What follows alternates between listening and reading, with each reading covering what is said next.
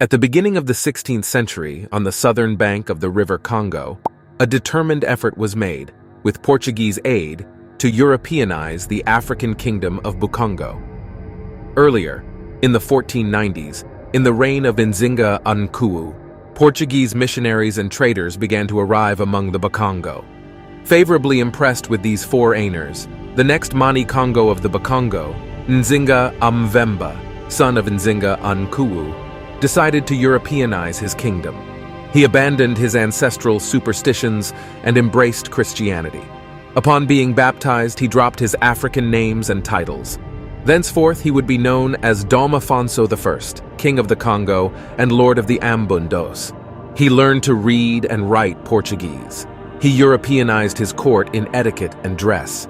With help from Portuguese women who taught Portuguese domestic arts to the ladies of his court, Afonso soon learned to eat like a European and sleep like a Christian.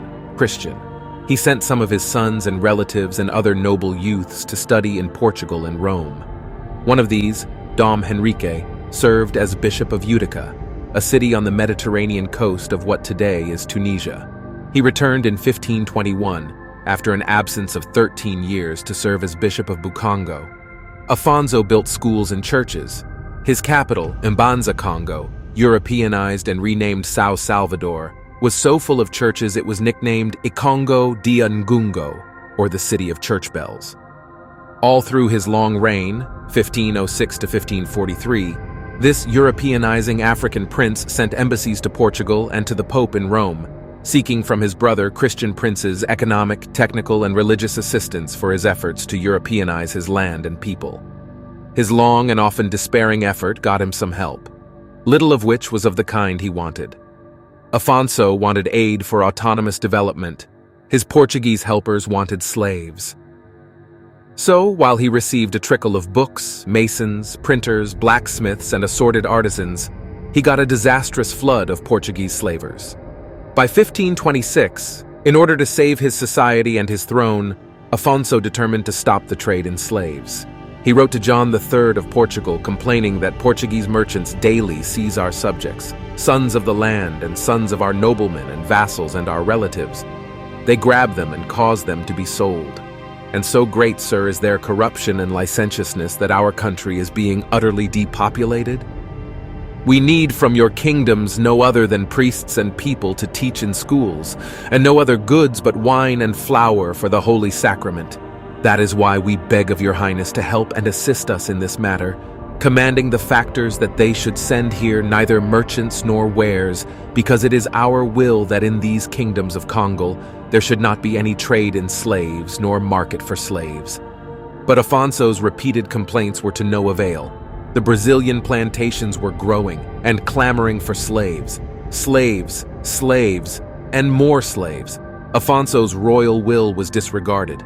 Another of Afonso's letters to John III complains that some of the noble youths he sent off to Portugal to learn the service of God never came back. They were seized on the island of São Tomé by Portuguese merchants, and nothing was ever again heard of them.